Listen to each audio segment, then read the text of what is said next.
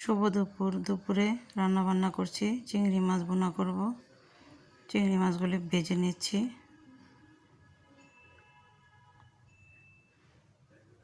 চিংড়ি মাছগুলি ভাজা হয়ে গেছে, মাঝখানে আমি পেঁয়াজ দিয়ে দিলাম। পেঁয়াজগুলি একটু লাল লাল করে তারপরে টমেটো আর মশলাগুলো অ্যাড করে দিব।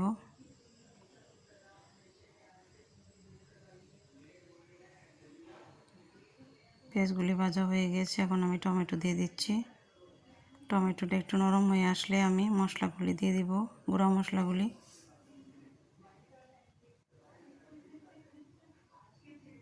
এখানে আমি দিয়ে দিচ্ছি 1 চা চামচ হলুদ গুঁড়ি,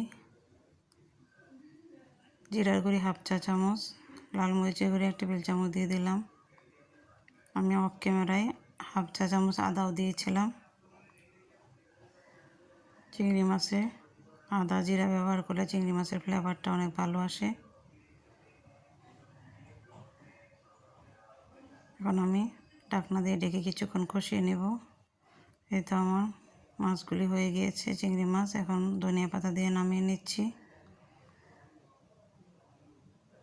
আর কি কি রান্না করেছি আপনাদের সাথে শেয়ার করছি। বাটা মাছ রান্না করেছি, এখানে বাটা মাছ ভেজে ভুনা করেছি। এগুলো আমাদের প্রজেক্ট থেকে বাটা মাছ এনেছে। এখানে সিমের বিচি দিয়ে বেগুন টমেটো আলু দিয়ে রান্না করেছি।